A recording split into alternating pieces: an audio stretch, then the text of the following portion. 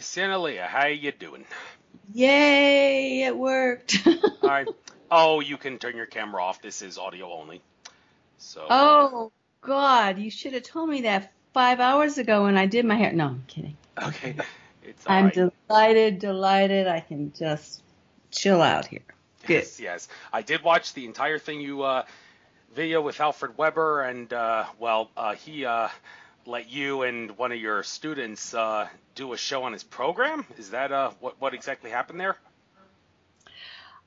Do you mean me and Kajal? Yeah. Actually, Alfred Lambramont Weber and myself are forming a collaboration, and we're creating a new educational platform together that's a synthesis or collaboration um, of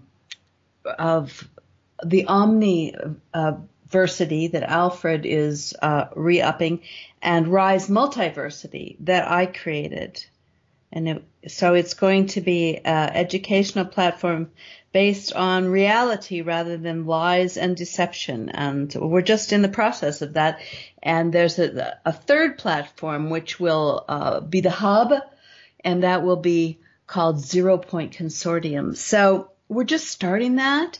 And probably once every 3 weeks, I'll be on to share various mentors, my approach, but other people too. And we're looking for people to do courses along the lines of bringing multidimensional, omnidimensional truth and healing. Okay. So, thanks for that. I guess I won't edit any of this stuff out. I'll start when I upload this to YouTube. I'll include everything from the beginning there, including the little thing you said about the hair, just for the sake of humor and all that. This thing you said about forming a joint thing with Alfred Weber. I guess the people might want to know that. So, I'll leave all this stuff in, and I guess now that the show's officially started, I'll give you the chance to, first of all, exactly who you are. You have a MA in psychology, among other things. It says so on your site. A transformational catalyst, shadow facilitator, and solutionary midwife, among other things. So why don't you tell your life story, what you experienced from a standpoint of a primary source to educate and enlighten, and let people know why you are worthy of being a valuable source of information on my show and other platforms. So what have you experienced? What have you witnessed? What can you enlighten us about? You got the floor from your life story perspective. Oh, wow. Okay. Let me start really simply here, okay? Sure. And I'll try to weave all that together. I'll be using your website as a guide after this throughout the program. So Lovely, lovely. And thank you, Andrew. Thank you for having me on.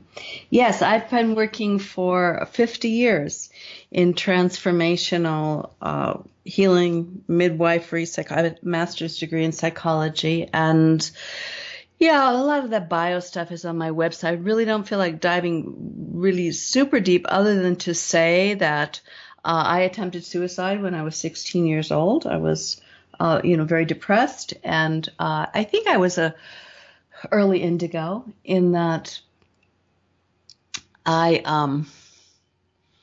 like many of us who are awakening, didn't fit in, saw through a lot of things. However, I was more of the angry, wild, too much girl, rebel, acting out a lot of my discontent, I must say. And I carried a lot of shadow from what I know now is many other lifetimes, ancestors, and the whole multidimensional history of, satanic, whatever you call Anunnaki, Draco, reptilian imposition, for which we are all compromised. And we are all in the shrouds of the slave system. But I was one of those that just wasn't comfortable in that suit ever. So I've been in some form of therapy or transformational process since I was probably 20. And I've learned a lot along the way. But you'd think I was very spirit-led, source-led, Gaia-led, to peel back the layers of imposition. I was one of those people I had to. I was such a nutcase. I had no choice, which is what my soul chose for me, is the do or die lifetime where you either get it right or you're gone, this is the do or die lifetime for many of us. And a lot of people are reaching that point now. So I had a 30-year relationship with a female avatar that took me deep, deep, deep into the history of my shadow. And I've written a book about it called Stealing the Moon. It's kind of the Confessions of a Dark Sister. It goes all the way back to Egypt, Akhenaten, Nefertiti. It's a multidimensional inner exploration into the layers of the personal and the collective unconscious, and how all of these impositions and through the trauma-based mind control that we've and our ancestors for eons of time have been impacted by. So I start unwinding some of that in the book. And then I guess I created Rise Multiversity with Adrian 5 years ago. And what I was being called to do is open up beyond parapsychology, beyond metaphysics, beyond New Age philosophy, to bring together the processes to extract ourselves from this sinister, nasty, anti-human, soul-destroying criminality that we've all been indoctrinated in. And how do you do? How do you move?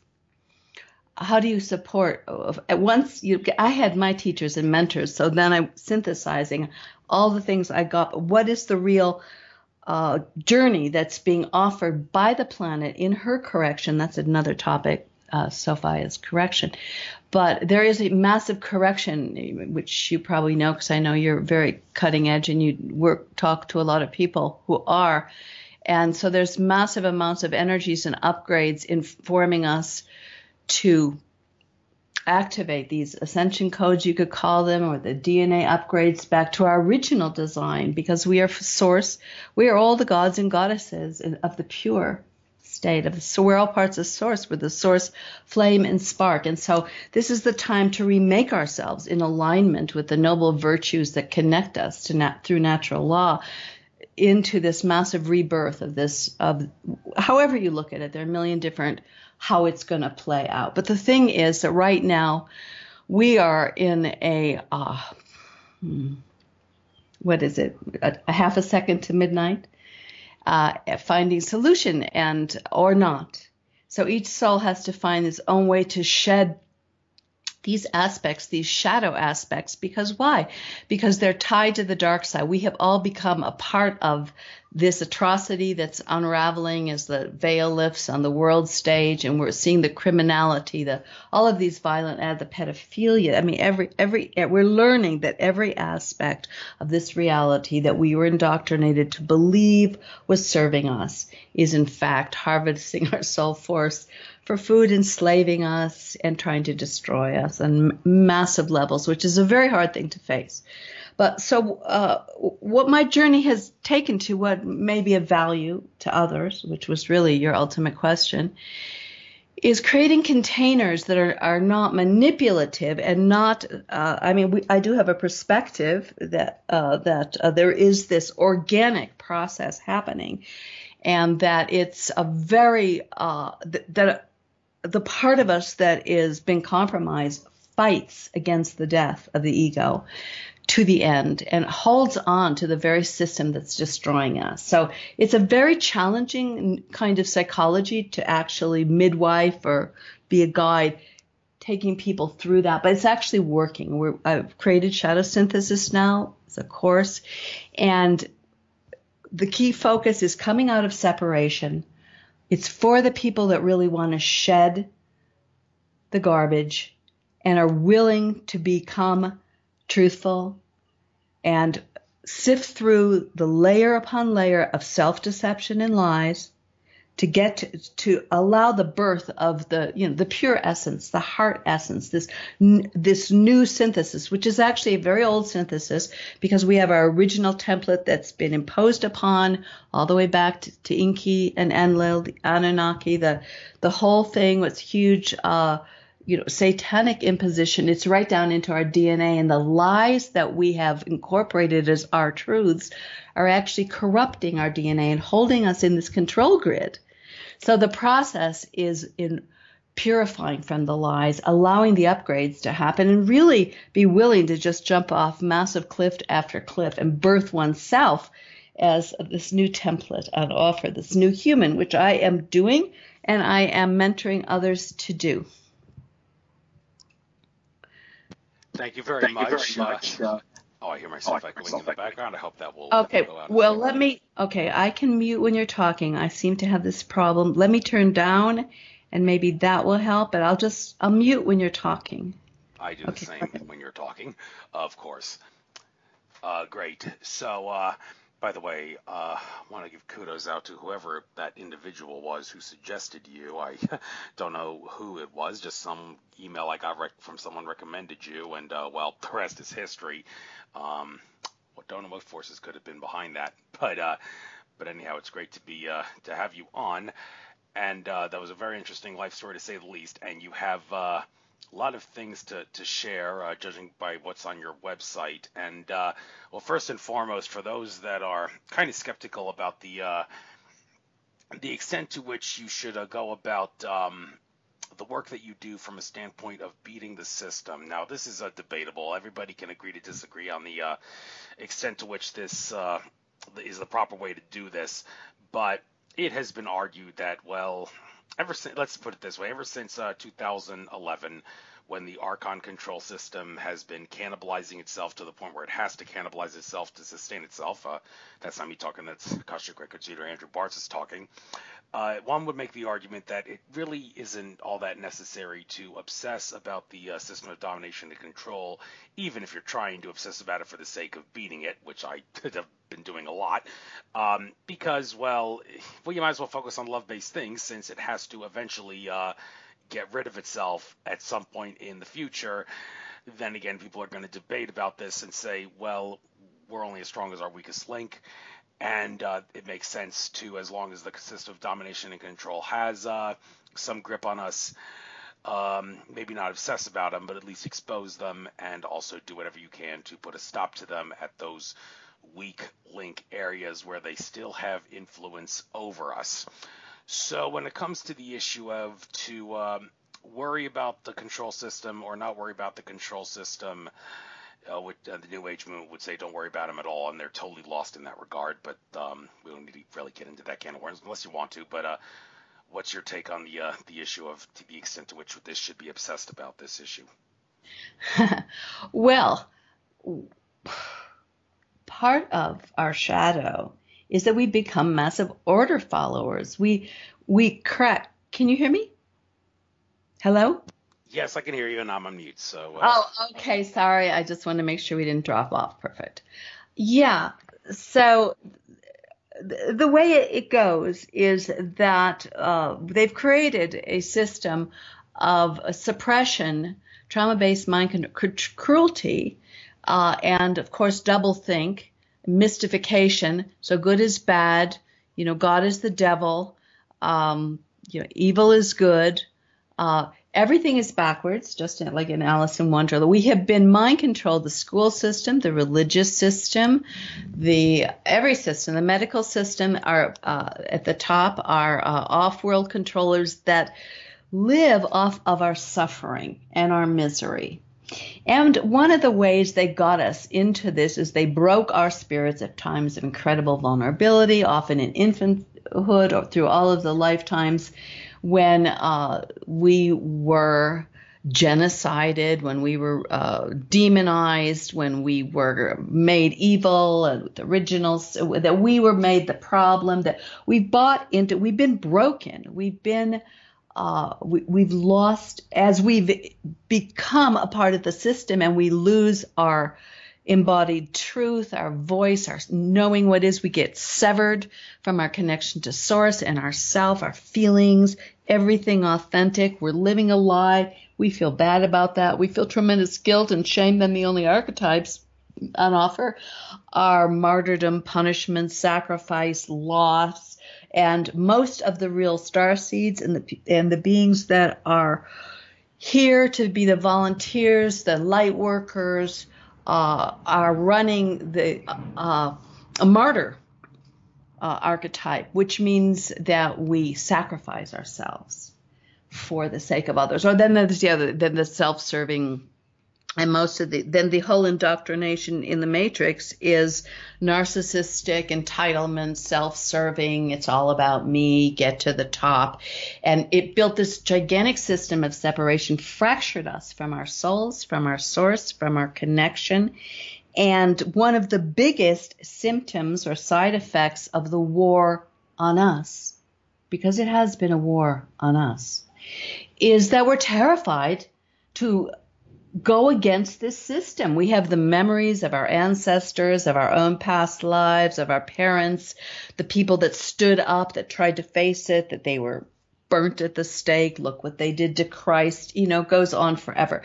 I work with women, for example, that have met, a lot of them are incredibly source-connected healers. And there are all these memories from the Inquisition, the 1,000-year Holocaust against the feminine, where the way they died, by watching their village get burnt, watching their children get raped to death. I mean, horrible, horrible, horrible, horrible. The kind of trauma that says you will never show up with the magical powers that you have ever on this planet. So they enslaved the feminine. They took hold of the beautiful, pure light. They're feeding off of it because these Dracos and these are not source-based. And we hold a terror in us of being authentic and standing for what is true and right. That is off the charts. This is a lot of the shadow work we do in shadow synthesis. So what I'm saying is this is a rampant infection and not to stand for our power.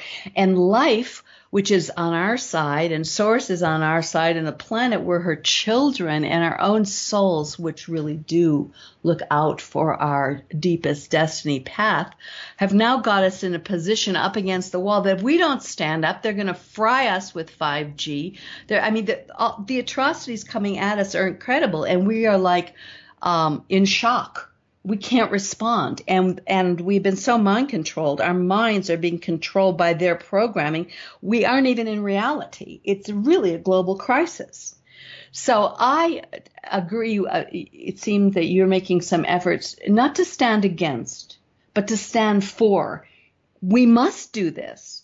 We need to heal the internal so that we are empowered and grounded and have the fortitude and have enough of our divine connection embodied that we can stand for what is just, for what is true, for what is humane, and we need to do it boldly on a global level, or there are billions that are going to lose their life just with 5G alone.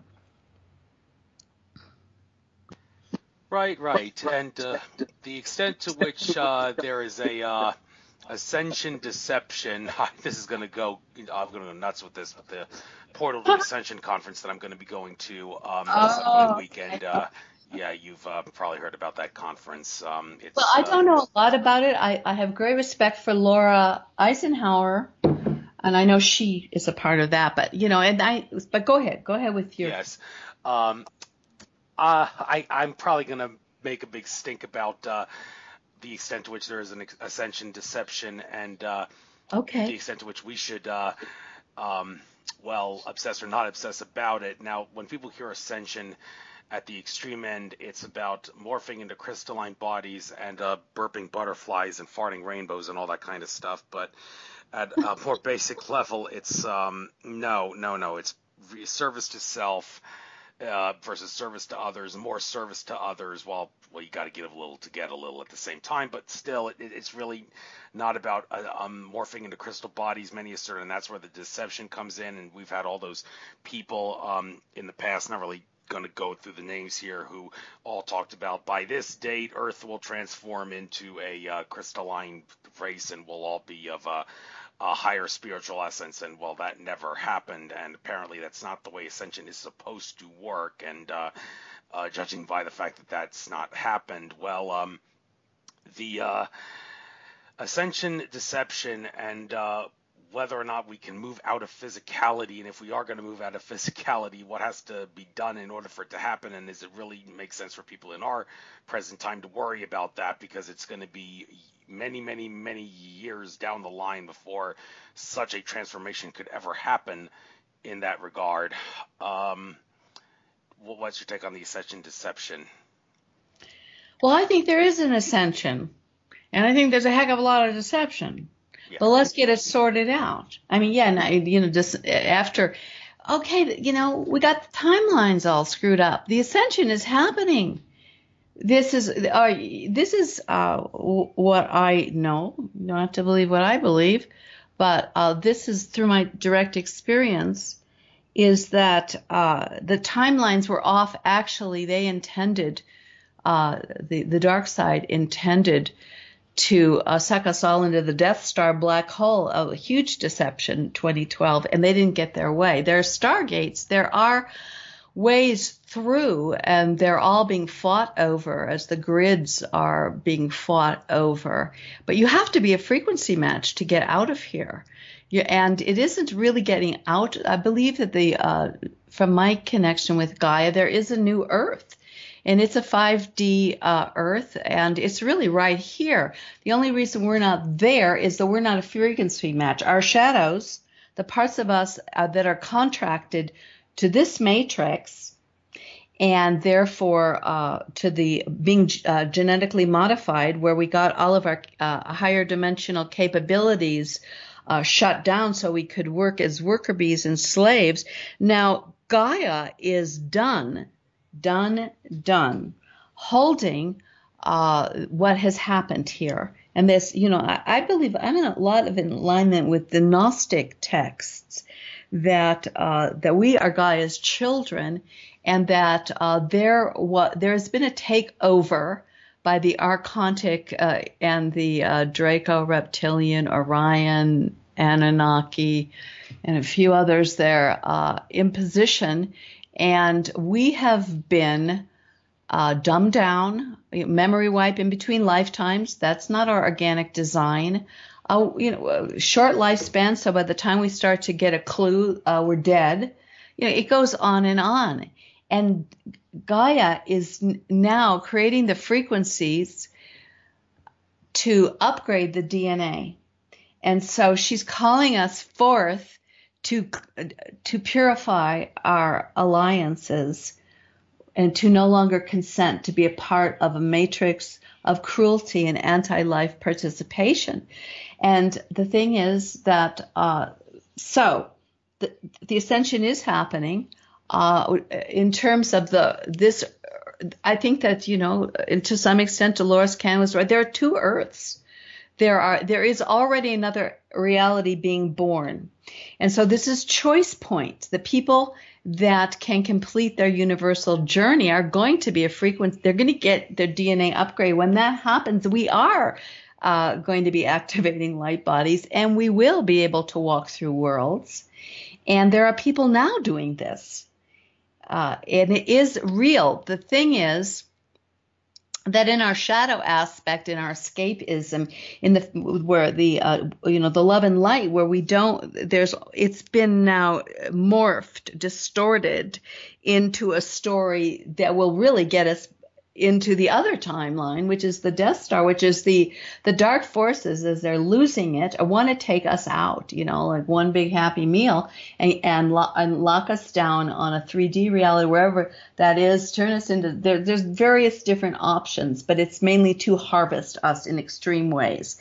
And if we're a frequency, if we believe the lies, we get sucked in. And I'm not saying believe the lies consciously, because you can be awakened to the truth of all the criminality and everything that's going on in the world.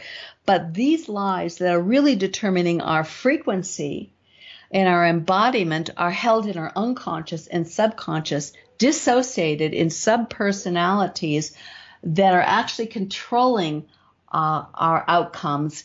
So that's the shadow synthesis, and other people do things similar, is where we take that journey into the underworld, into the shadowland, and we disengage from those agendas. and because the lies are actually corrupting the DNA, holding us back. When that cleans up, then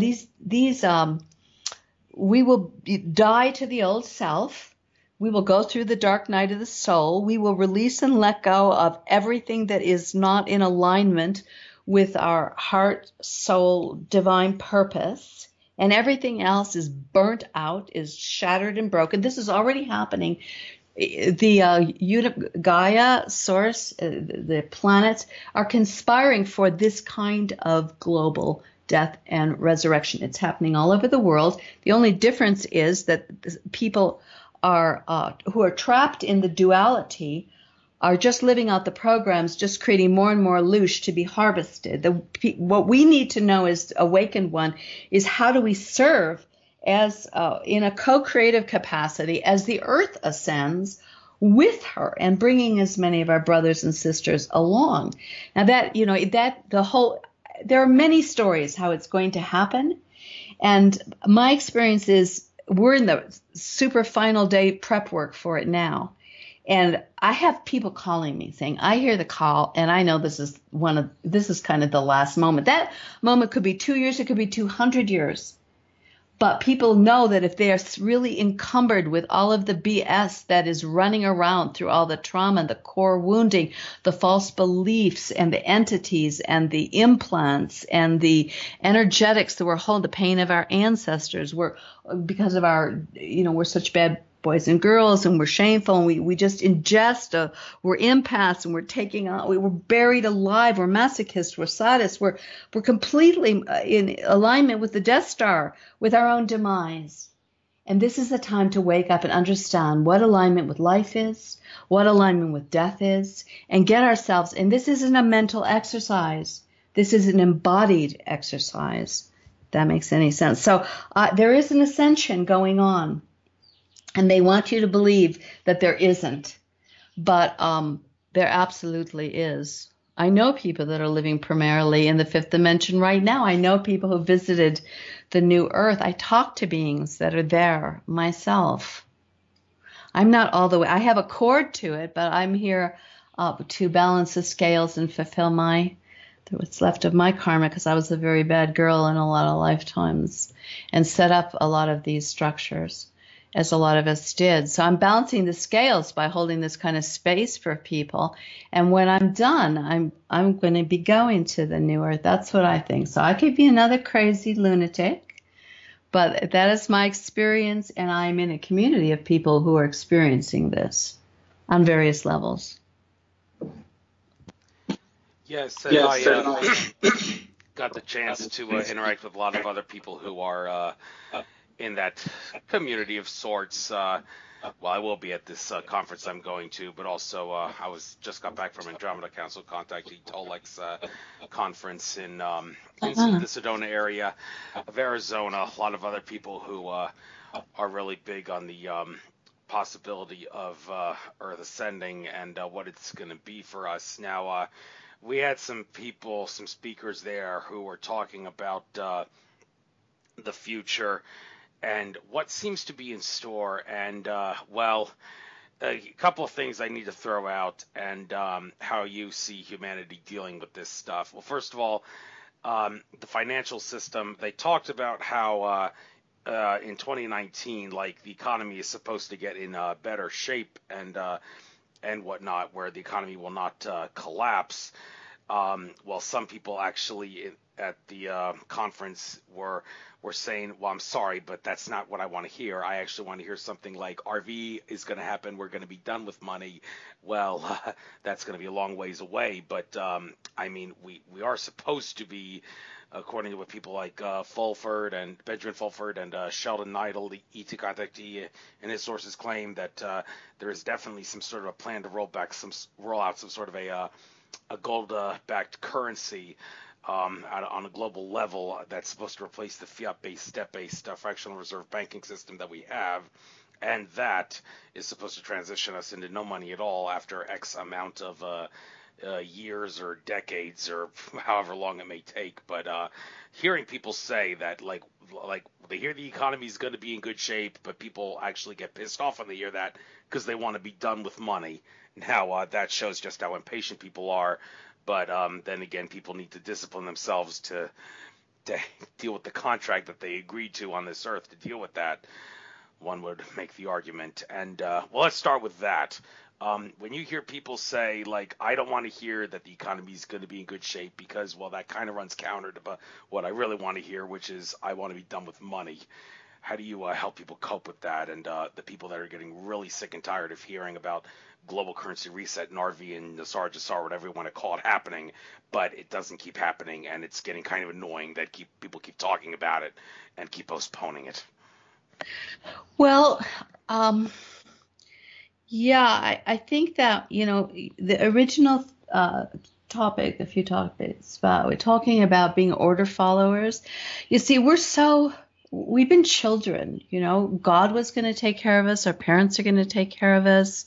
Our schools are going to take care of us. Our doctors know what's best for us. We've been very passive. Our will has been broken, very disempowered. We don't think that we are creator gods and goddesses. We don't even think that we get to manifest anything that in our hearts and souls are true. We've given up on most of it.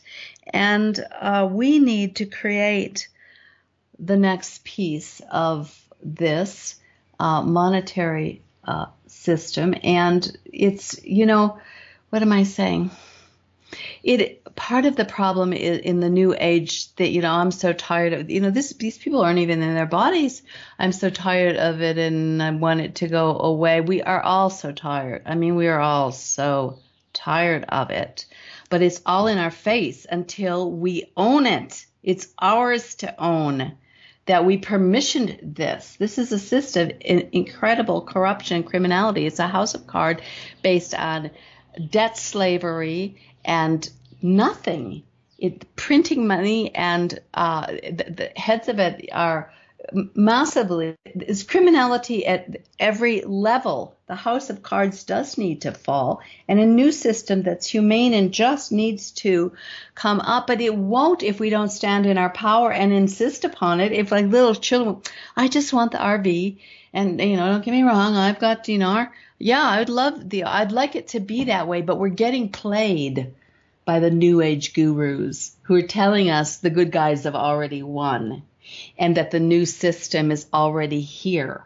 It's delusional. It is not. We need to create it. And we're so tired. We're so beat up. We've gone through this for so long. Now, it doesn't mean to say the good guys aren't behind there trying to do great stuff. But the thing is, this is a schoolroom incubator for souls. And the lesson of souls who have been taken this far into the dark side is to face our shadow and go, oh, grow up time, humanity. I get to decide what's the next monetary system. Now, if we want to sit here sucking on the old monetary system, then we are complicit with a criminal system that is creating enormous pain and inequality. And it's wrong to want something just because it's convenient for us that's hurting many. And a new system can be born. And the thing is that until we shift the criminality that we are complicit with, the new system will be the old system. It's the lesson of history. We never change anything. We just put on a new set of clothes, a new language. The basic core psychological structure remains the same. So we must face the shadow. We must break into a new level of radical responsibility and create a fair and just system and not sit down for it and not scream on the streets and beat each other up and hate each other, which is their plan for us. And it's working incredibly well. And they're just living off the Lucia, the argument. You see, if we just realized how powerful we are, if we just realize we are the ones that can create what we need to create here, and that we get together on a grassroots level and we start doing it, and we don't buy their stuff, and we don't watch their TV, and we don't use their cell phones, we could create the world we want. But just to go, oh, well, yeah, the R&B is going to happen, and it's already done, and I'm just sitting here waiting for the new world to be born. They're just playing us again. So that makes any sense. Now, in terms of, we have to evolve to the place that we could be humane enough with each other, and the shadow didn't dominate us, so that every time we had a new form of currency or whatever, we didn't just reboot it with the same corrupt motivations that created this one. It's a sickness inside the human soul that must be healed to create a just system. And then whether it's gold-back, silver-back, whether it's crypto, whatever it is, whether it's, trading, there's so many different systems that we could try, local economies, there's so many things we could do. But the thing that seems imminent, there's more likely to be a breakdown. Why? Because the breakdown needs to happen for the reconstruction to happen. Now, we could have a gentle breakdown if we decided, okay, I'm dying and being reborn. I'll break down and I'll be reconfigured. I'll put my whole soul on the line for the change and the shift. Enough people did that, we'd have a conscious breakdown. But as it's going to happen, the game is over. We're going to have to go through horrific things because and the majority are still too asleep and addicted to our comforts, which are part of a criminality that is against life that is no longer going to be permissioned. And it's all about choice. It's not about passivity right now.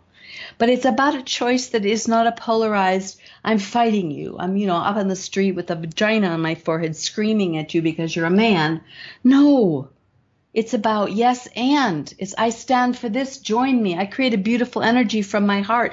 Let's make something different. Let's turn off this ridiculous political thing. Let's stop looking to things that are just creating anxiety and fear and negativity and heal what's inside ourselves so the expression we make is empowered, is for life, is potent, and that we're making it happen. That's where we're at. We just don't get it. We're a bunch of drugged out, emotionally exceedingly damaged and compromised children. Yes, and is it going to get worse in America? Well, some people say it's on the verge of, is there a civil war already started? Some say yes, some say, well, maybe we're in store for another one in the future. I'm bringing this up because at the conference I was at, Michael Horn was one of the speakers. He's well known for being the liaison for Billy Meyer and his talk with the pleasure in Nordics, and they were talking about how America's going to go through a major civil war in the very near future, where it's actually going to be divided into like 4 or 5 different factions of people that will have totally different viewpoints on whatever it is that they're having viewpoints on. That remains to be seen. But is there anything that you can think of in your research that suggests that this is part of the dark night of the soul that the Roman Empire of the modern era, that is America, is going to have to go through in the near future for the sake of bringing down the House of Cards and rising up, awakening and ascension on a global scale?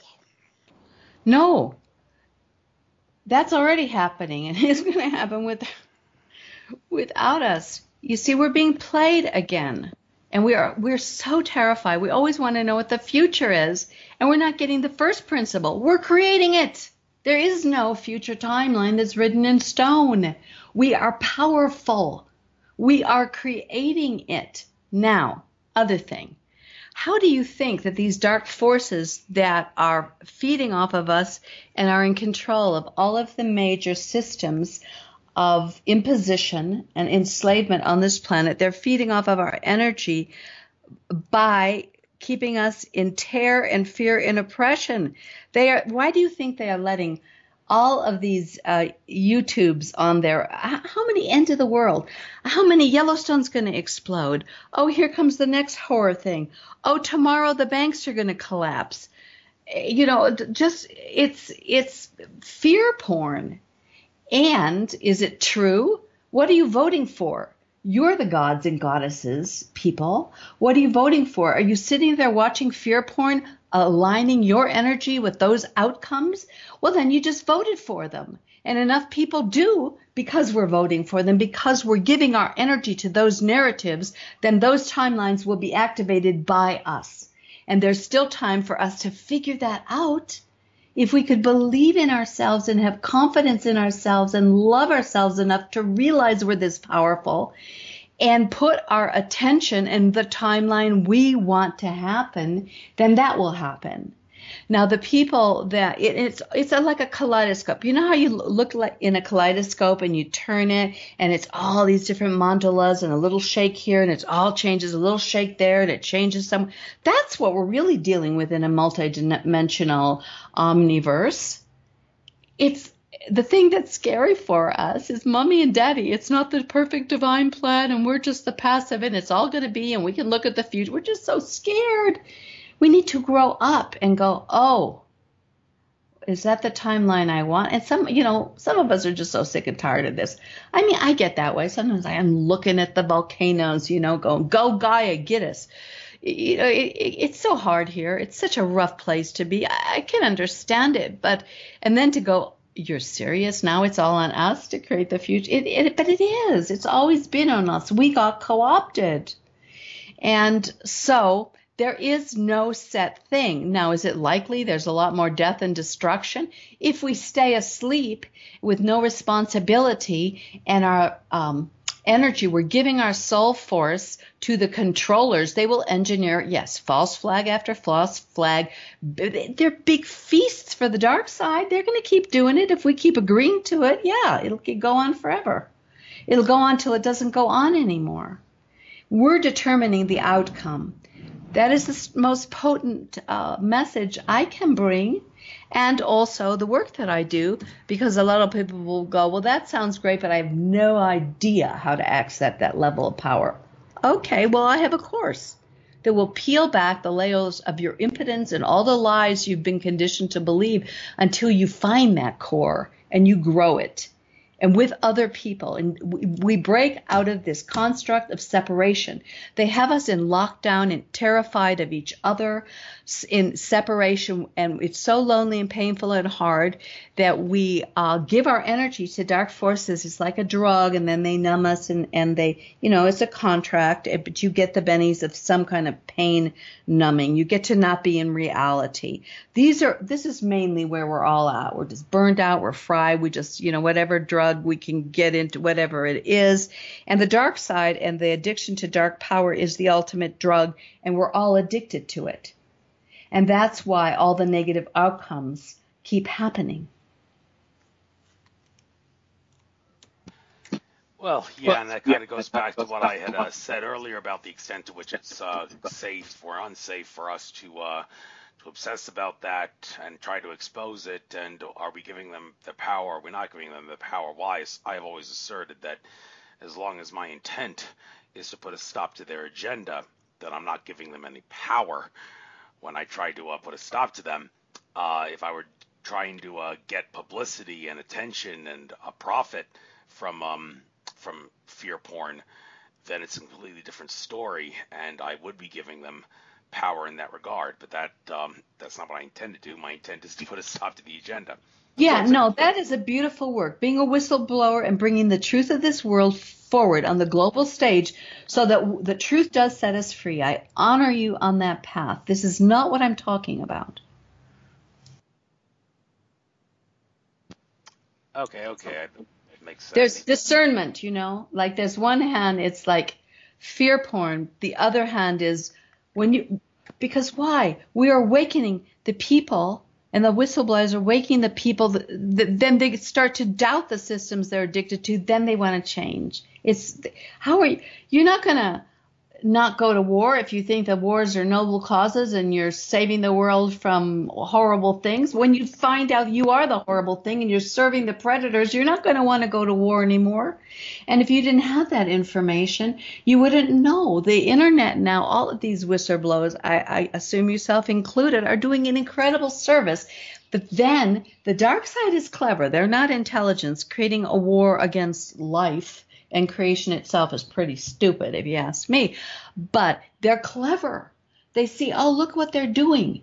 They're all out there okay, let's really empower this. Let's really push this so that there is so much fear. They are so distracted. They're so distracted about this drama and that political drama and now this thing, and then they're going and just rolling out 5G while we're sleeping, and now they're going to genocide and radiate humanity.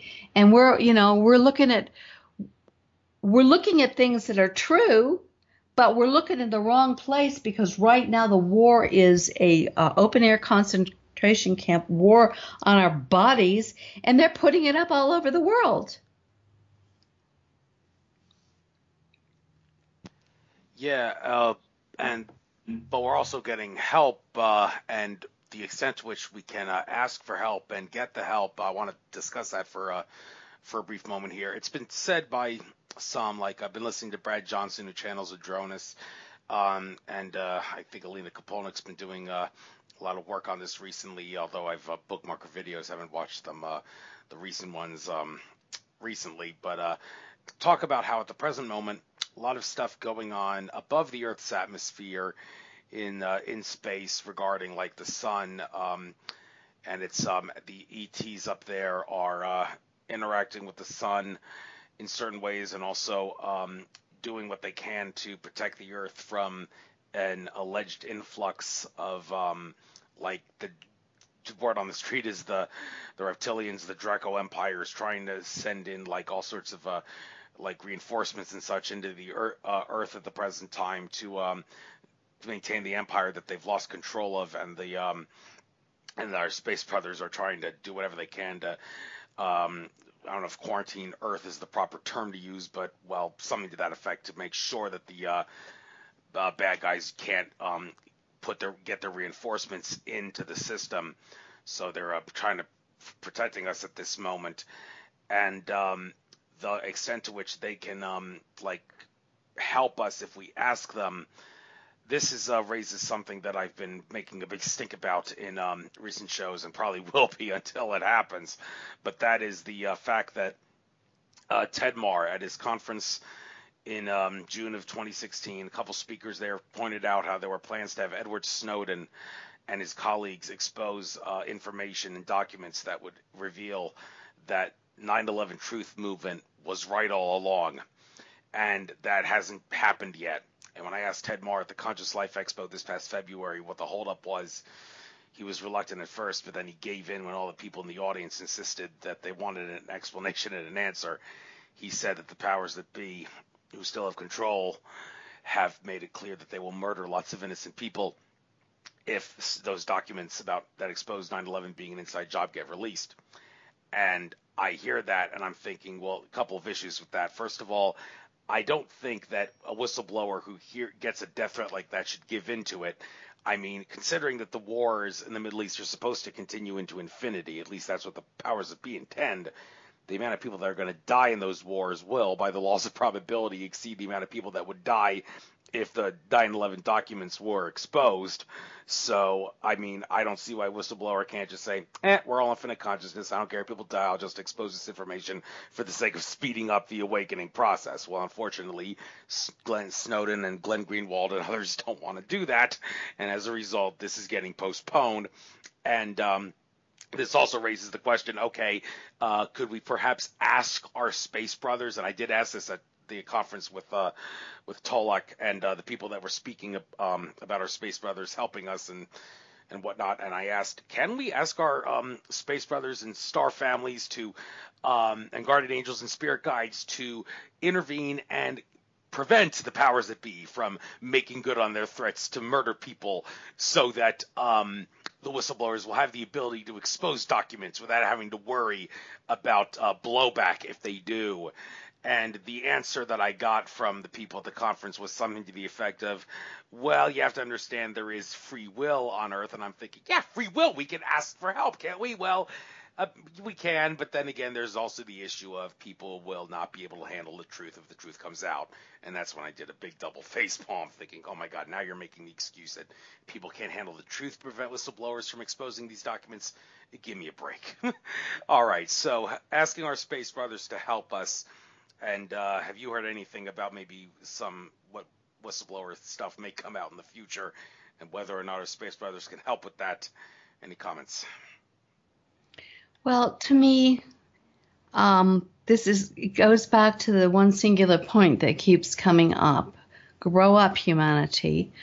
The space brothers, how long has this Earth been going on? If the space brothers were going to help us, what have they been doing for the last hundreds of thousands of years? They're going to suddenly help us now.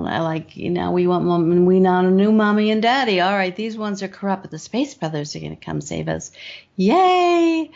The space brothers are going to come save us, when the whole point of this incarnation is to realize we are the space brothers, that we don't need the space brothers, that we have the powers. The powers were taken from us, the human genome.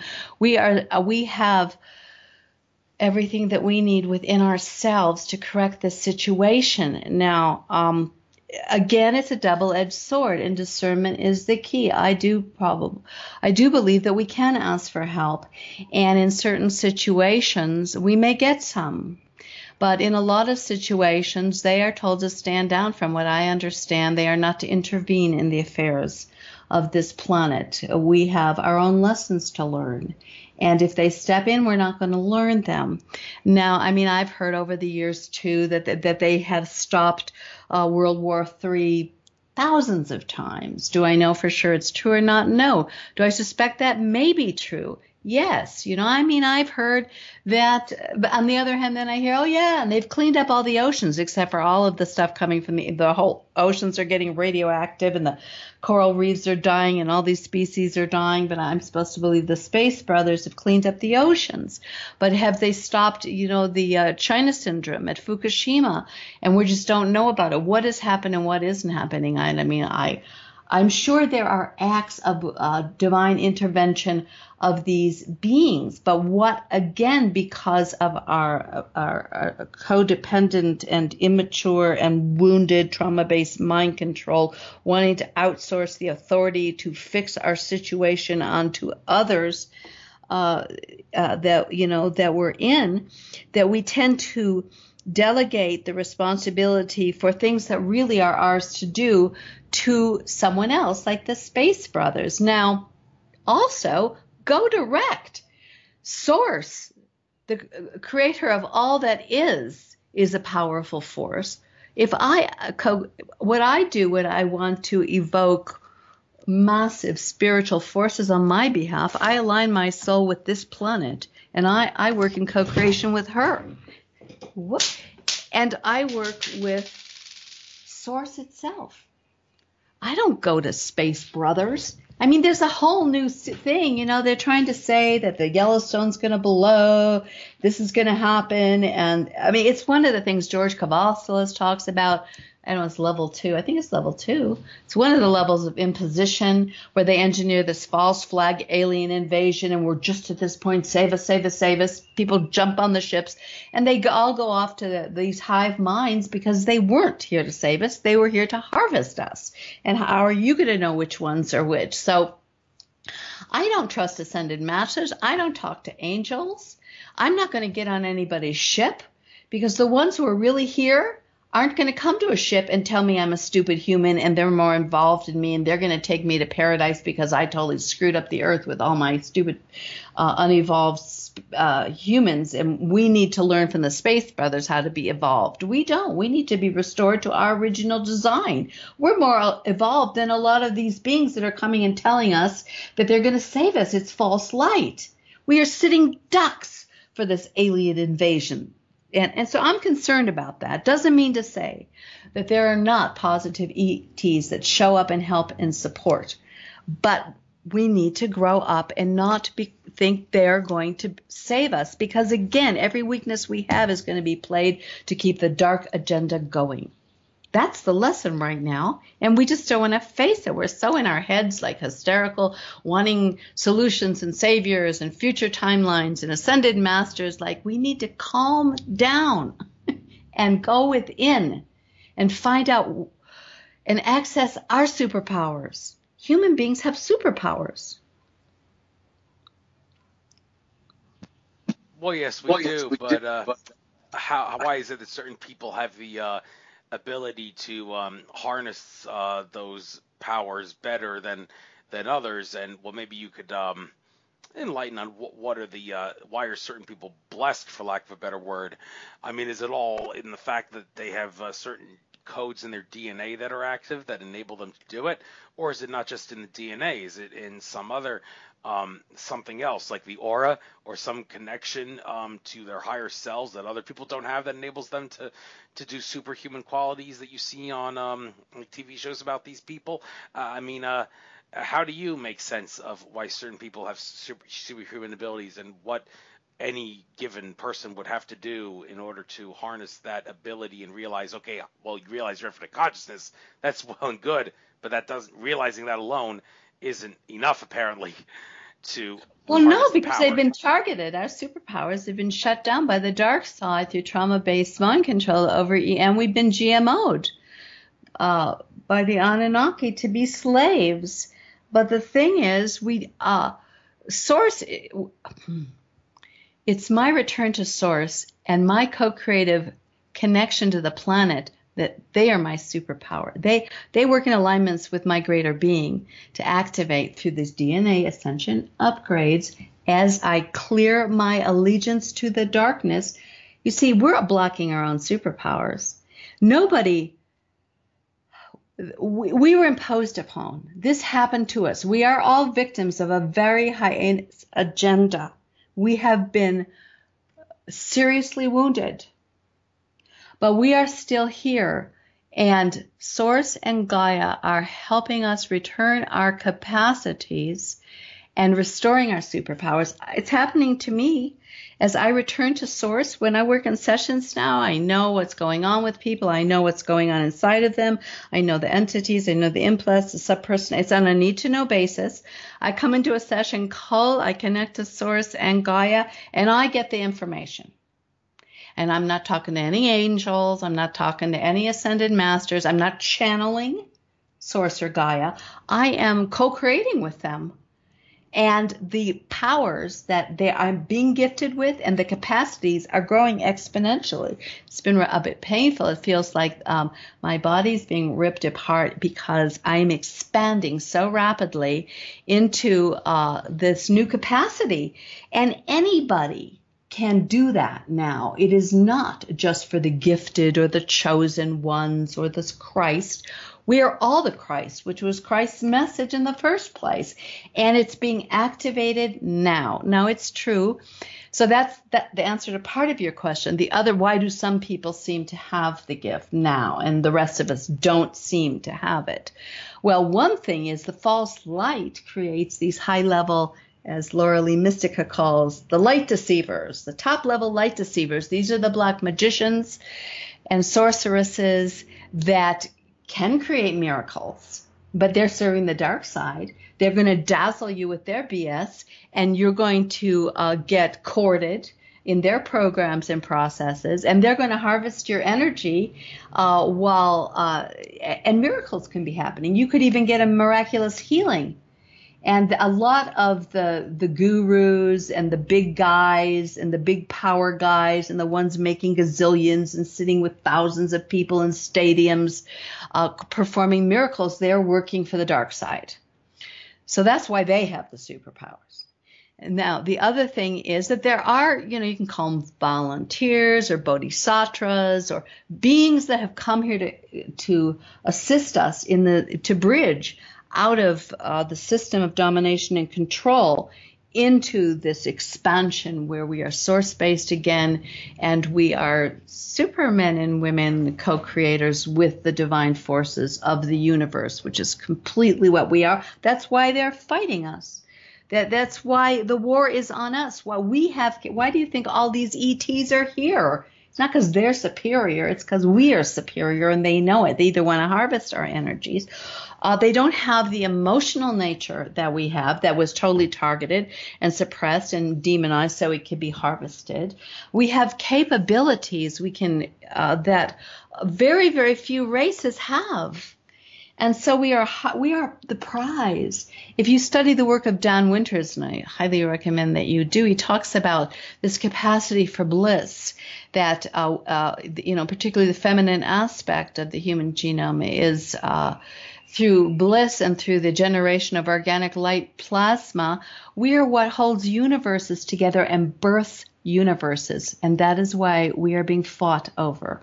And we so don't know that's who we are.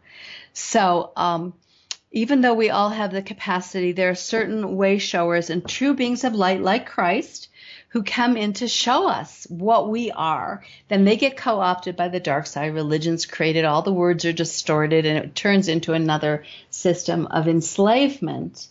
But so those are all the different responses to that question I have. Well, there's another thing we have to deal with. Boy, there's my echo again. I don't know what's up with that every time I talk. But anyhow, let's try to move on with it. And, one thing that sometimes is when we shift frequencies, actually.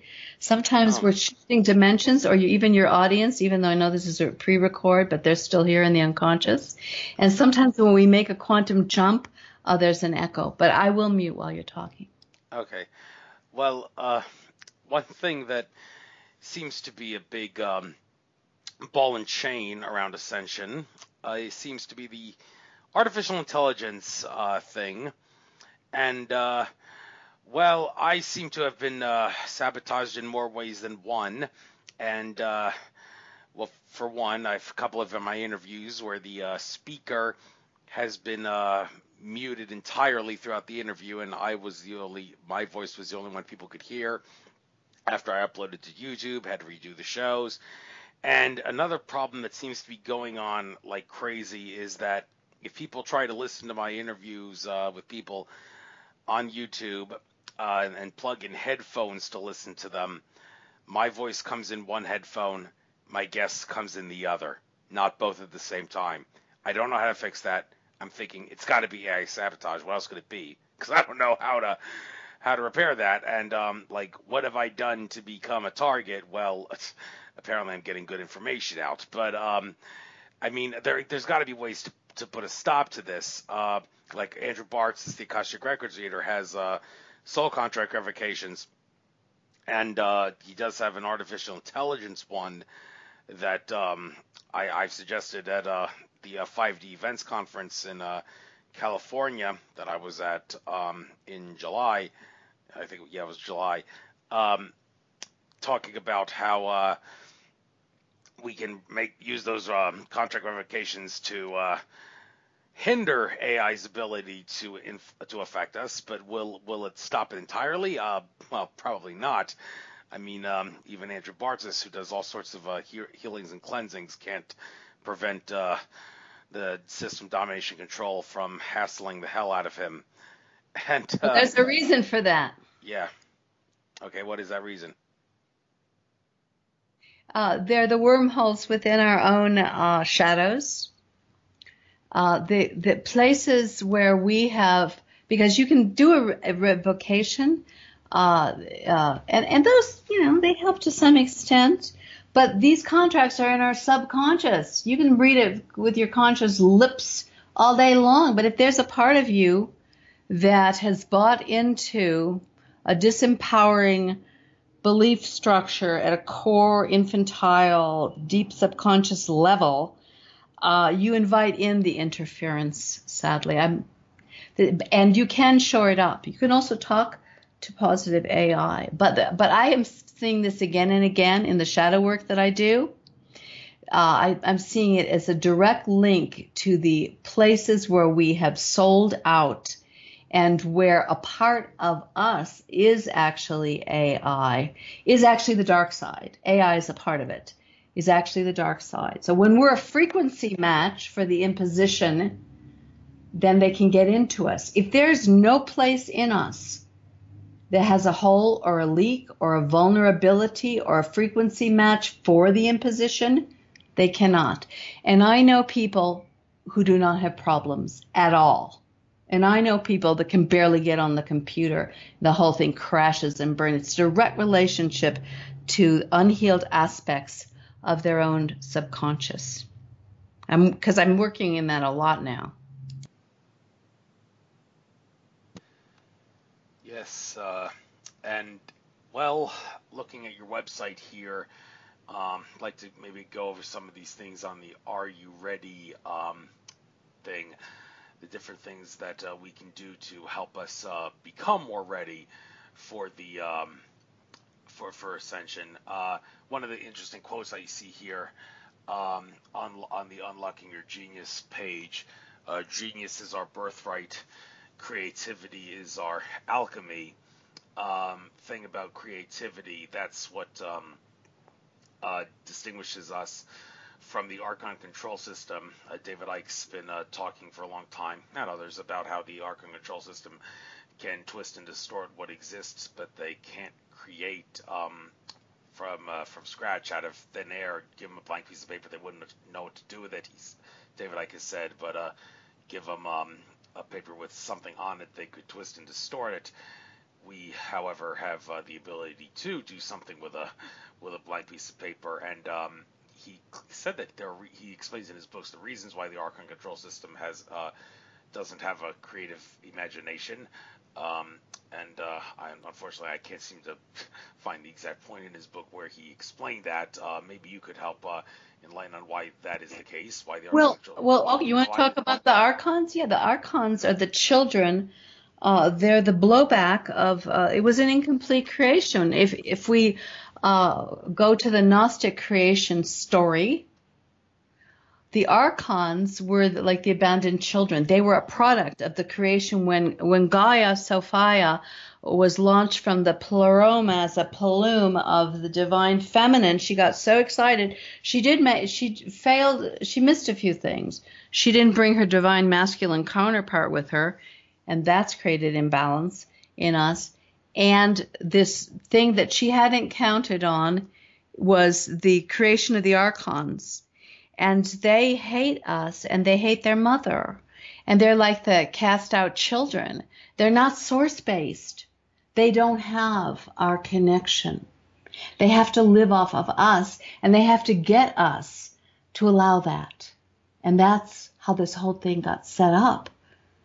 And the creativity, the human creativity, the alchemy where we can move this crap, or we can transform the crap into, or the dross into gold. This is the purification. Everything that we have been taken on in these impositions, the distortion right down to our DNA, of our purity, of our love, of our creativity, of our ability to be co-creators with the divine, is like we're wearing this crap suit of dark interference that makes us either horrible masochistic victims or terrible sadistic predators or rescuer. I mean, it's all distortion. Our creativity has the capability of burning it all up. Actually, we don't. But as we align with Source and Gaia, we burn. The purifying fires. Out of the ashes rises the phoenix. The Archons can't do that. They can't do anything. And it's a real problem. Because they don't seem, and it's a problem actually that I feel Gaia is in the process of dealing with to some extent, because the Archons are a lot of the voices in our subconscious, the chatter, disempowering, judging that one, creating polarity, creating dissension, creating paranoia, getting you to like retreat and go back in your cage. A lot of that's the Archons, because in our separation and as we're shut down and as we disown this rich alchemical creative capacity that humans have, it's a very juicy meal for them in its non-manifest form. When we take it back and we embody it and we create in the frequency of love through our heart and our heart intelligence, the frequency is too high and they don't get any more food. So it's a battle with them to stop this ascension. They're just, and we take them on because to protect ourselves. You know, I don't know if you've studied Alexander Lowen or Wilhelm body armor, our defense mechanisms, they're psychological, and at every level. It has been such a rough ride here. We're like fortresses, and the walls are made out of our disowned emotional energy. And it is the wall of the construct that is actually embedded in our bodies, right down to our DNA. So we're like buried alive in the construct in our psychological structure. And this is what needs to change. But as long as we're in that configuration, they can harvest our loosh. Loosh is our soul force that's been turned into this negative meal for them. Okay. Another thing about this, when we got to creativity, going back earlier in the quote, genius is our birthright. Well, what is genius? At a 3D level, it's something like IQ above 150, but the intelligence quotient tests, one could debate whether or not they deserve to be considered valid and whatnot. There's a lot of arbitrary stuff in them, if you will, one could assert. And well, when you're talking about genius being a birthright, what exactly does that mean? All right, I'm not talking about the genius of the mind. That is one kind of genius. But the human genius is the genius of the heart. And it's a multi-dimensional genius. It is a genius that needs a complete new school of education. It's heart intelligence that has the co-creative capacity to create infinite worlds. We are the gods. We are the Anunnaki. We created this place. It is the genius of creating the universe and everything in it that we are. It is not just being a big smart brain, okay? And that brain is usually filled with a lot of our content BS. No, that's not the genius I'm talking about. Thank you for clarifying that. Well, here's another one we can discuss. Why don't I have relationships that really support me? I was looking into something that Carrie Samuels gave out after her October forecast, something about how life path numbers and determining a relationship partner, like it really, you think that having a partner that's exactly like you is going to work out. Well, no, it's not. It's too much of the same thing is kind of makes things dull. You need to kind of put something else that's different from you in order to make both ends of the polarity of the relationship come together, if you will, if that's the proper way of looking at it. And she used life path numbers in her research there to talk about it. I only read life path 8 because that's my number. I want to see what people would have if they chose me as a partner. But I mean, this is something that I'm really looking into, because I mean, I should be if the psychics are right. I had a couple psychics tell me a little less than 3 years ago that around late 2018, early 2019, I'm going to be finding a dream girl, and I'm going to be moving in with her and starting a family with her. And I got some major events coming up in the near future, including a cruise in January with Greg Prescott and the N5D gang. And just before that, in December, a pilgrimage to Machu Picchu, as well as a couple of ayahuasca ceremonies to go with it. And then in March, I'll be trying to go to India again for International Yoga Festival. I don't know if any of those things will result in me finding my dream girl. Andrew Bartzis in my session with him said something about how is a good chance that I'll find a girl that's on a quest for truth at one of the conferences or events that I'm going to, and be it one of the international ones I mentioned or something maybe in America or whatever, and it'll resonate with me, and that's what he said. But then again, the future is not set in stone. It's difficult to see because it's always in motion. And well, when I want to have a relationship that really supports me, going off the title here, what are the things that you need to that you need to take into consideration in order to make sure that the relationship is the best one it can be. And well, I guess maybe in a sense I'm asking for a little advice here because I know what's in store for me. But then again, there's a lot of other people in my position. So for the sake of them as well, do you have anything to offer in regards to what can you do to make sure the relationship that you think is going to happen is going to make sure that it can support you and the person who you get in a relationship with? Yeah, I would say do some shadow work. I mean, that may sound like a joke at this point, but really, first of all, let's talk about relationship. Everything in the artificial construct is our templates that they have sold us that this is good for us. The relationship template, which is, of course, with our biggest need is the desire to be loved and to love. And this is our point of most vulnerability. Well, they have controlled the memes of how this is supposed to look through psychology, through movies, through music. It's everywhere. And it's all lies. So first we need to dispel the current meme that there is the perfect person that is going to be there and his soul or her soul mission is going to fulfill you, to fulfill your needs. The very premise of that is BS. The only way we're going to really be in new paradigm relationships is if we break our addiction to codependency on every area, that we don't ever assume anyone else is there to fulfill our ultimate needs for love. Never make anybody that. Nobody can do that for you. It is a lie. What we can do is we can come together by doing the inner work to become sovereign. So we're here for the truth, to embody, to express, to create, to give service, and to serve ourselves, to embody the truth of our heart essence. And our relationships are a joy of connection. And that's it.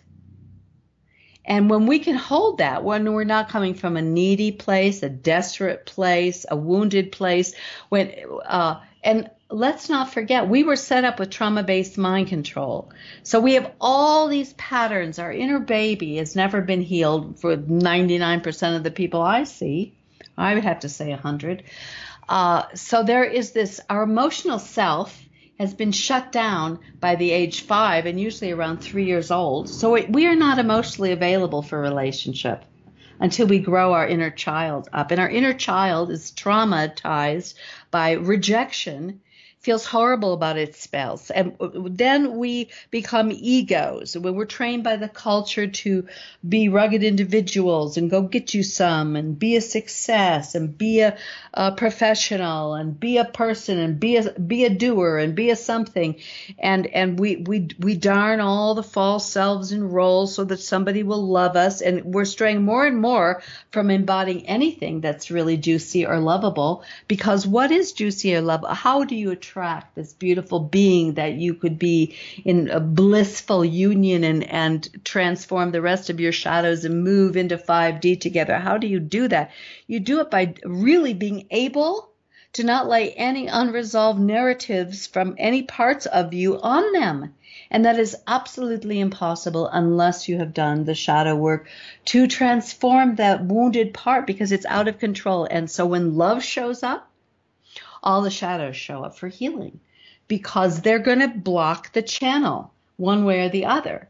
So if you understand that and you can give up your expectations and Miss Perfect's going to be there, how about a Miss Perfect partner who will let you work your stuff?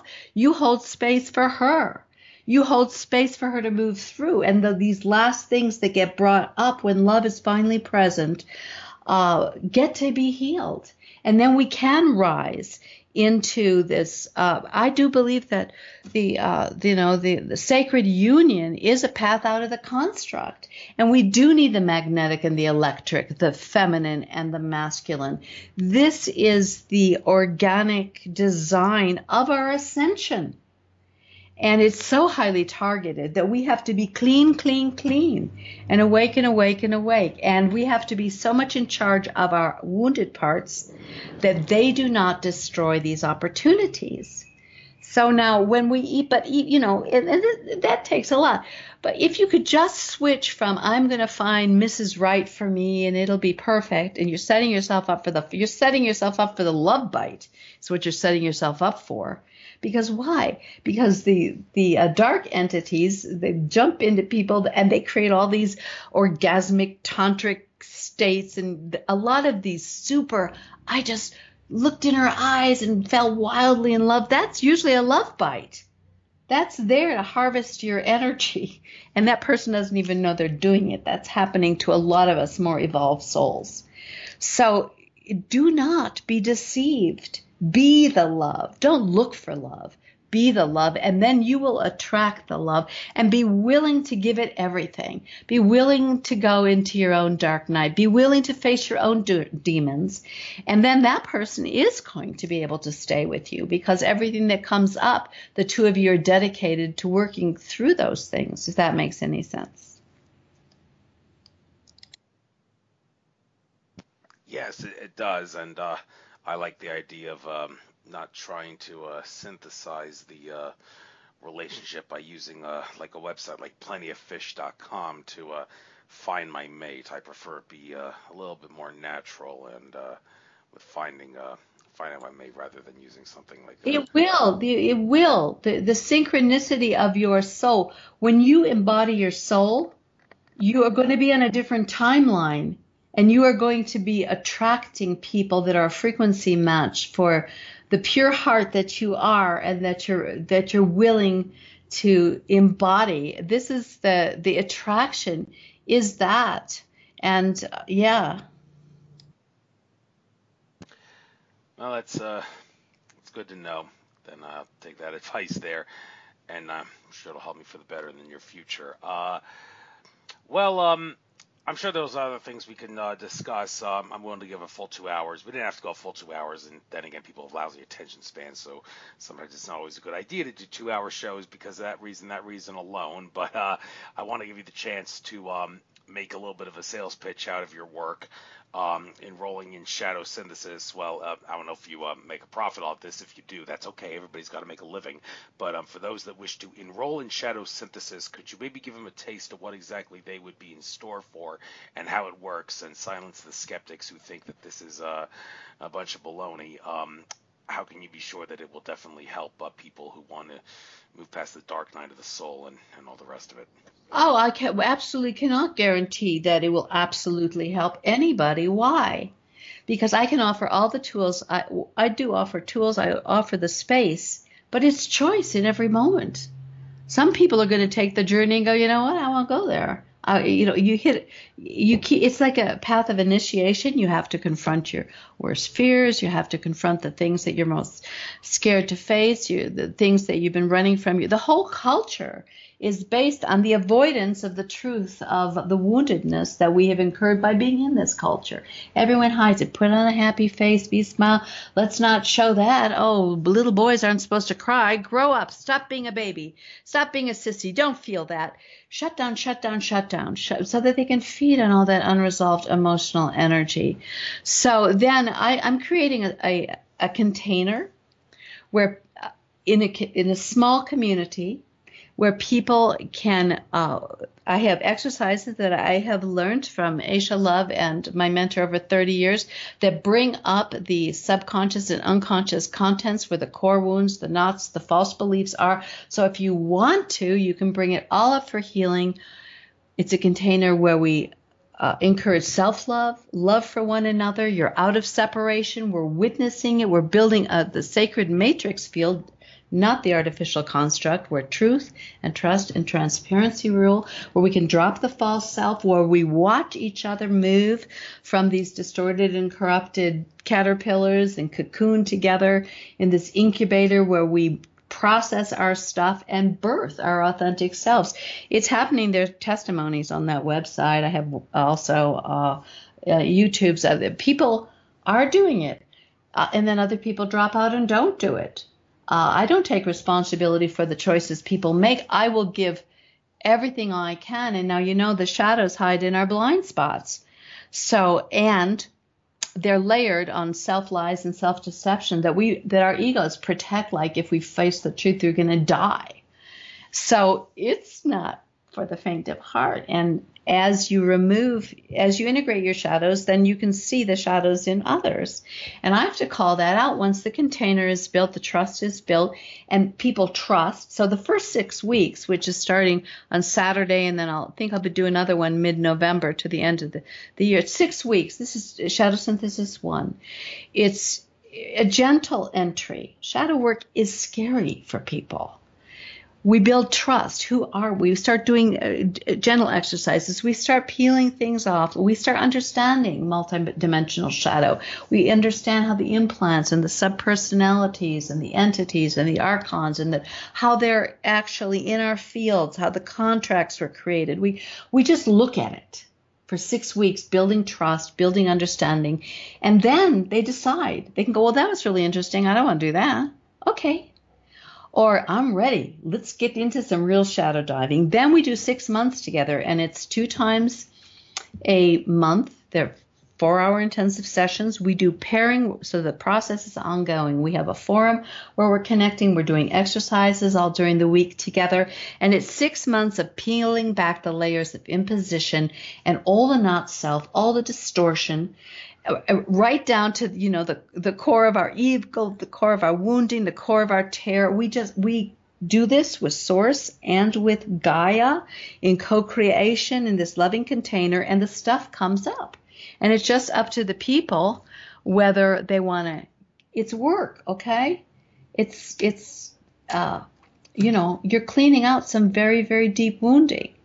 When it's over, what you can get out of it is you're birthed into another reality of wholeness. You expand by including everything that you are. We work with forgiveness and compassion. And when we truly own everything that we've been a part of, that's part of the dark side, both as victim and as predator, over all the lifetimes, the inherited legacy of how our ancestors and parents sold out to the dark side, the past lives where we were forced to obey and shut ourselves down and work for the dark side to survive. All of these contracts, all of these narratives get completed. We can rewrite these narratives. We pull the negativity out so we're no longer driven by all this unresolved pain. And we find this core center of peace and co-creative juice within our heart. And we enter, we quantum jump out of this reality entirely. We do that actually many times, to where we end. It is really a death and a rebirth. It's a death of the old system and a rebirth of the new system. So, and then that's a 6-month thing. And then I offer a year-long course for you to train to become a transformational catalyst, to hold these kind of spaces for other people, whether it's your family, your lover, your children, your community, or whether you become a transformational catalyst, holding space for this kind of shadow synthesis. It's a year-long course to train that. So it's almost a 2-year program, but you can do 6 weeks, then 6 months, then the 1 year. And private sessions are available. Or you can also go at your own pace, Shadow Synthesis 1. Some people are just too scared to show up in a group, to be honest. That's fine. You get the course material, and then they do some private sessions before they're really ready to fade, because that's our deepest fear, to be in front of, the truth sets us free, you see, to be in front of people and bear the most horrible thing that we don't even want to face about ourselves. But it's like an exorcism where we witness each other and we break free in that transparency. That's how it works. Well, I'd like to ask you now about the extent to which it's okay for us to depend on others, and also by the same token, whether it's okay to be greedy or not greedy. And greed's the right word here, but here's the deal. When we talk about like socialism, communism versus capitalism. I mean, there's what I say. Some people say I take pride in being able to discipline myself to be a communist. And I don't mean communist in the evil dictator like Joseph Stalin sense of the word communist.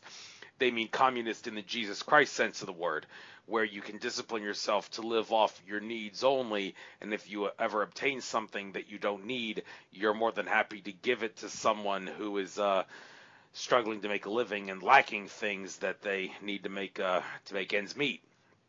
And well, that's the true good nature of communism. But then again, people would assert that here in the real world, socialism and the extreme form of socialism, communism, does not work as a system, violates human nature in more ways than one.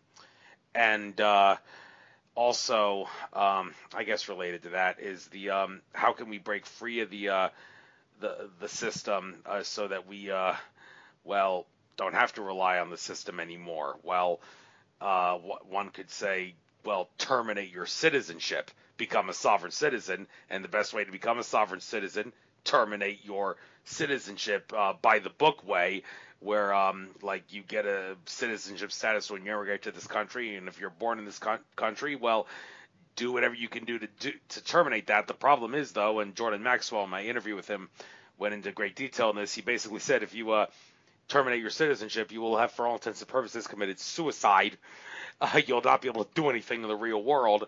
And if you ever have an encounter with the police and they try to look you up and can't identify you, you can be sure that they're going to handcuff you and take you to jail because they can't identify you because you don't have any citizenship. And, well, you may be able to beat the rap in regard, they may not be able to convict you of any crime because you're not bound by the statutes and codes, but you're not going to be able to beat the ride because they're going to make you go through hell because they couldn't identify you and you had no citizenship. And that's the way things seems to work in this system of domination and control. So how can we possibly get out of this to avoid having to suffer like slaves? And I mean, is it good, healthy to be a communist? I mean, is it okay to say I'm going to try to live off my needs? And are people who like support things like Medicare, Medicaid, Social Security, is that a sin to support those things because we're not supposed to ask our governments to be our mommy like that and provide for us? What's your take on these controversial subjects? That this is all around the topic of what has happened to us in terms of the demonizing of getting our real needs met. Now, during this control grid imposition, we know it's off-world, but it's been a patriarchy for thousands of years. The patriarchy targeted the hatred of the feminine, and that's in men and women, and they targeted the hatred of all of our needs. Sexuality is evil.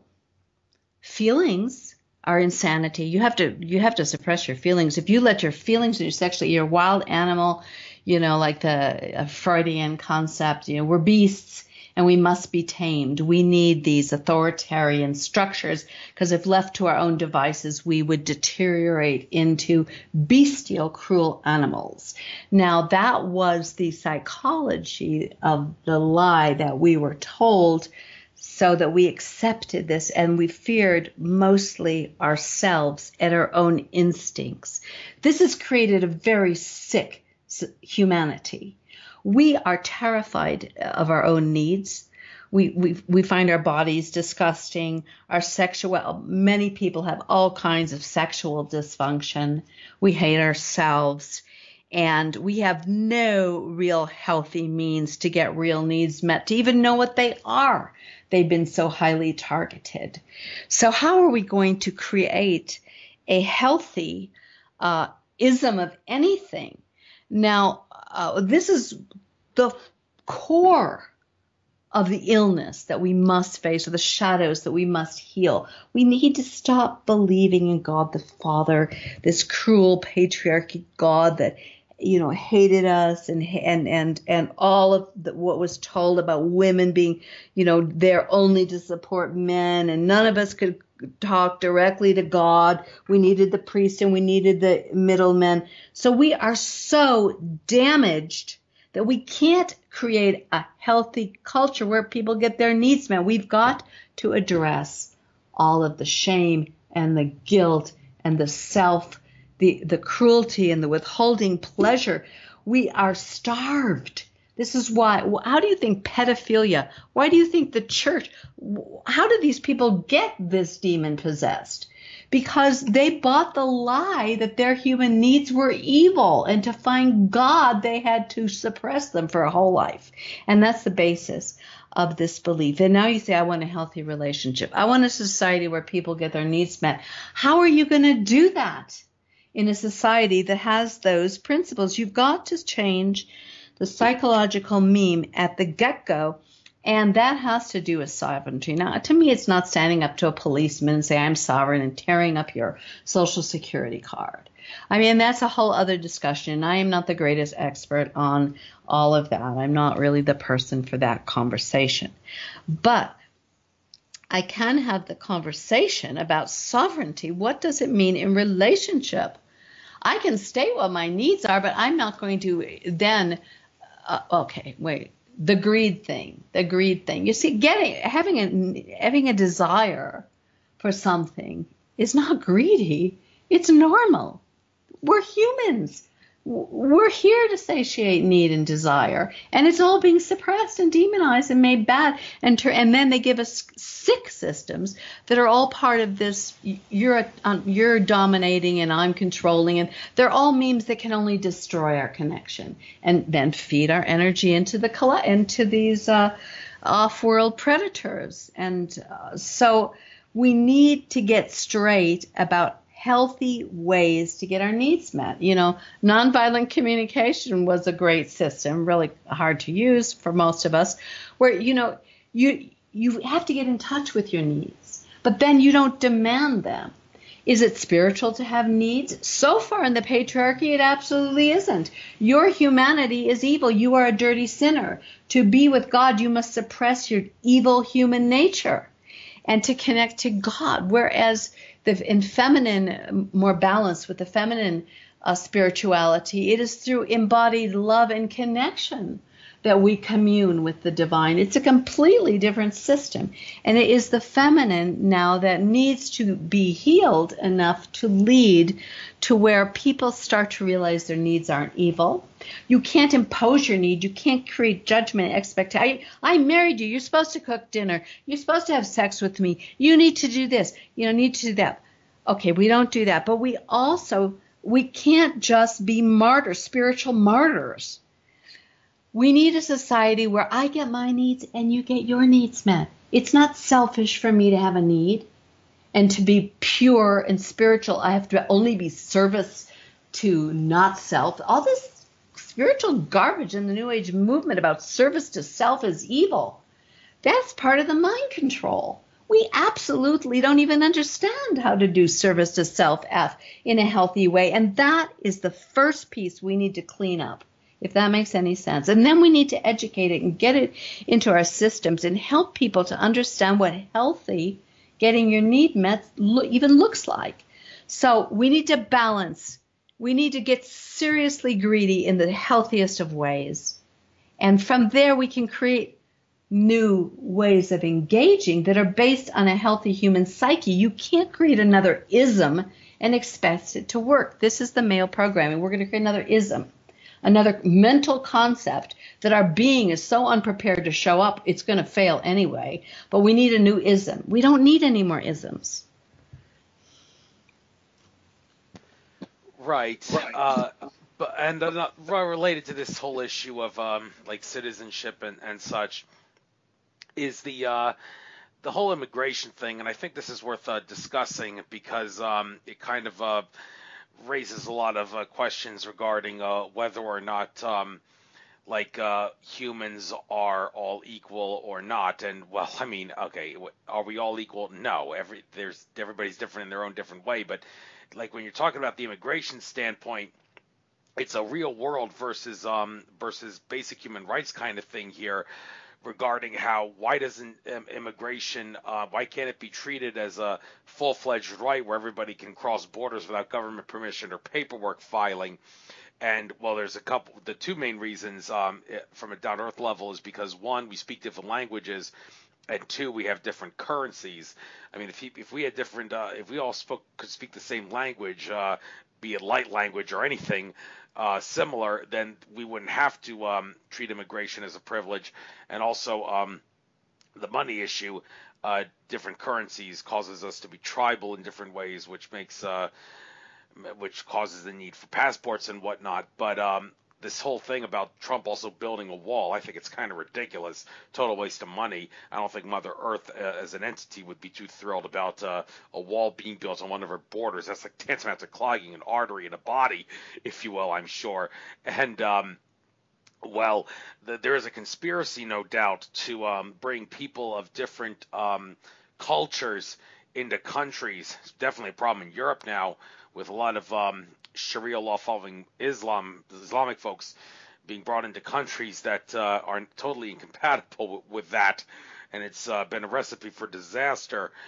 But to say that we're all human and we can't, it's totally outrageous that we have to force people to get a passport to cross borders, well, it's an agree to disagree kind of issue.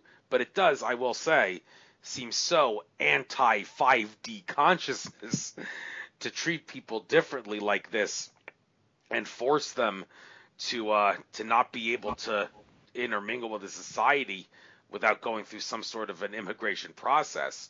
So I don't know. I don't know what I think about immigration. I want it to be a right, but I acknowledge it's got to be treated as a privilege for the reasons I just gave. What do you have to say? It's so rough. It's really so rough, and I just encourage people to realize that the world stage and everything in it is a projection of our unhealed selves. We have learned to build walls, and we have learned not to trust, and we have been played to be polarized. And this is the biggest, that when you're non-source based and you don't have food, you die.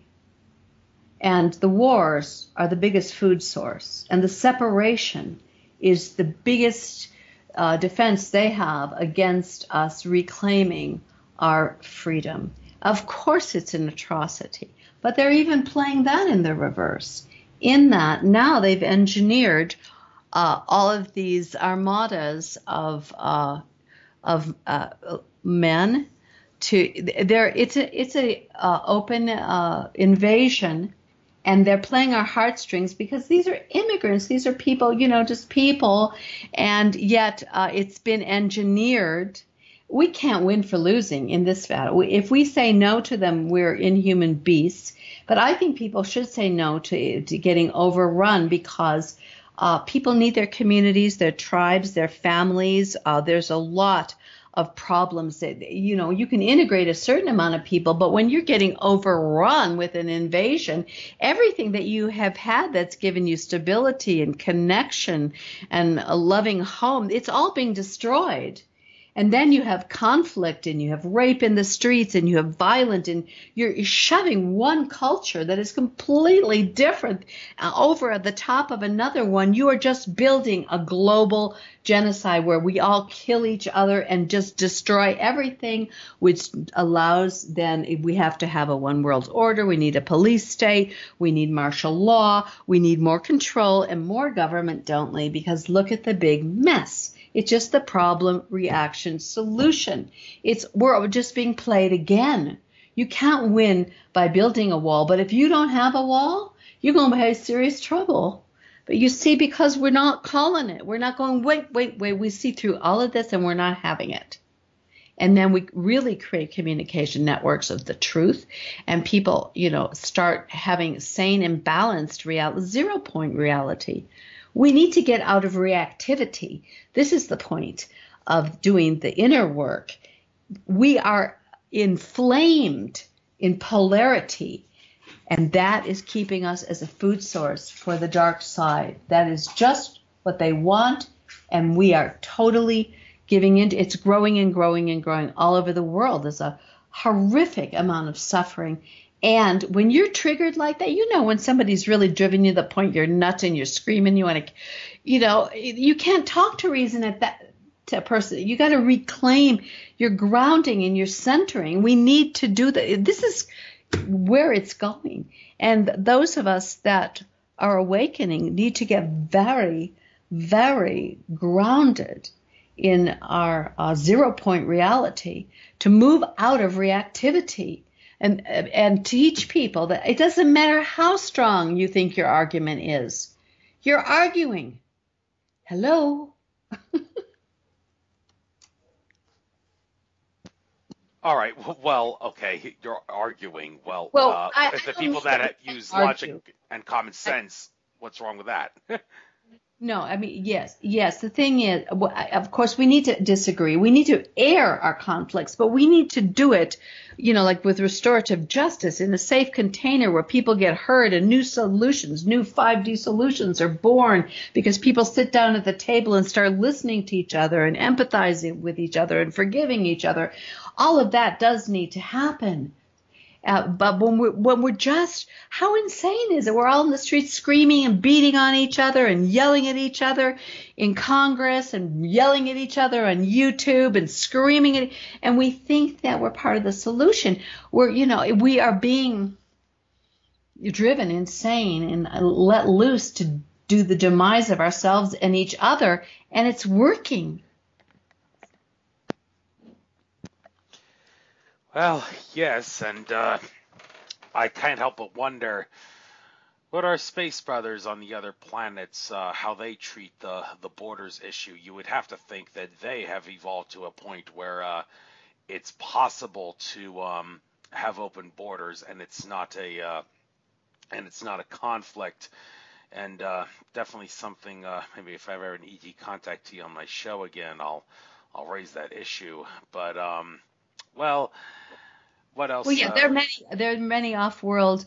I mean, we've heard the reports that they see us as primitive and brutal, and they don't have money, and they gave up war a long time ago. The problem is not that there aren't solutions or sane people or rational minds or a great awakening happening. It's just that you have close to 8 billion people who have all been so deeply wounded that many of them are half mad in their reactivity.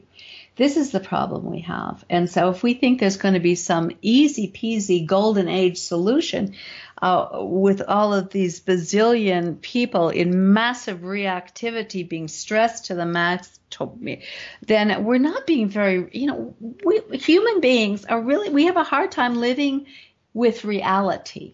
Living with reality. The first thing we need to do to find any solution is to get back in our bodies and to become real again. Because the solutions worth even thinking of, when you really look at the extent of what's going on here, are like fantasy. They're Disneyland movies. They're not solutions at all. I don't mean to be Debbie Downer here. That's all right. That's all right. I'm not hoping our audience all commits Harry Carey at the end of this talk. Right. Because the hope is in facing it all, not running from it and expect, and coming up with really silly solutions. Is the answers are within ourselves when we mature to the point that we can really have the brilliance to be the solutionaries, by being informed by the divine to create solutions on all levels. We so can do this. But, I'm not a crystal ball psychic. I don't believe in that because I told you, I think that we create our reality based on what we're creating right now. It looks like there is going to be breakdown. It looks like we're going to have to get more local. It looks like we're going to need to heal and get back to the earth and make organic connection and reclaim our humanity. It looks like we can find solutions, but we need to do it in small, humble, intimate, and very self-responsible ways.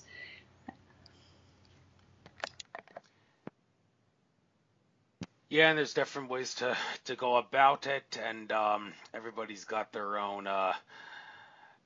methods. I mean, I'm not gonna bother telling my life story in regards to how I do it because, this show isn't about me. It's about what my guests have to offer, but well, I don't know if it's okay with you. Is I think we may call it a show now. But anyhow, why don't since we do have technically 10 minutes left to get the full 2 hours in, I might as well give you the chance now, last few minutes, get out anything you'd like to get out. I have some closing things to say, but is there anything you want to let us know to ride us off into the sunset here? Well, I'm going to start a show with some of my students called Women Becoming Women. Now, I haven't even got into the topic of Queen Bitch, the dark feminine, and the Jezebel spirit. I believe that it is the feminine in men and women that are going to bring the healing, because the female intelligence, the heart intelligence, knows how to create the glue and the fabric to bring us out of separation, to help us to love again and to heal again. And I would just encourage people to help the women and the gentle, tender, emotional self of the men in your life to heal and to grow stronger and to hold space for the woundedness in one another, and to allow the incredible power of our connection, our deep, deep connection to life, to gain some traction, to put our energy and focus into what can heal. To me, that is the return of the feminine, and the return of the feminine leading, but not as a dominator matriarchy, but as a guide and facilitator. If people could embrace the wounding deeply, deeply, and allow these souls that have the solution to just get embodied again so that their gifts can open and expand, we're going to find the most amazing people in the most amazing places who co-create this change in absolute grace, in grace with the Creator, because when we are gracious and we are connected, grace descends and the miracles happen. We're all part of Source. Some of us have so violated our connection to Source, we're not. But human genome, we are all part of Source. We are all divine. We are all brilliant geniuses. We are here. This is our puzzle. This is our challenge. And we can have the solution if we can love ourselves and each other to birth the solution that are in the core of our own cellular knowing. So it's totally hopeful. I mean, there's so much beautiful energy coming in. There's so much alternative everything. On the positive timeline, it's exploding. I mean, I know that my telepathic and intuitive capacities are growing exponentially. When you clear up the shadow part, you're in a stream of 5D light that is unstoppable. And if this 3D Earth goes bye-bye, so be it. You don't have to fix the world. You don't have to think you're going to stay here for millions. Fix yourself. Get in a frequency to create wherever your intended outcome is. You're a sovereign being. Get a little selfish here. Focus on you. Oh, yes, from a law of attraction, law of reflection standpoint. Yeah. Exactly. That's and I want to thank you, Andrew. I want to thank you for just jumping off this cliff with me and letting me rant and rave here for a few hours with you. I really appreciate it. And I had a lot of fun doing it, too. So, that was very enlightening, to say the least. I learned a few things myself having you on, and I guess we'll call it a show now. Bad news, though, I will not be able to get this interview on YouTube until next Tuesday, because I'm actually going to be going to bed within the next hour or so. I have to be up at 3 a.m. Eastern to catch a flight to California for the Portal to Ascension Conference, and it's going to take longer than that to upload this interview to a format that can be uploaded to YouTube. So that's unfortunately going to have to wait till Tuesday, but when it does, I will send you a link to it so you can promote it and anything else. And absolutely. Well, yes, thank you. Right, thank you so much. And blessings, everybody. And please don't at all think it's hopeless. That's what they want us to think. It is so not. And we are the hope. So much love to all of you. Much love to you, too. Take care now. Okay. Thank you, Andrew.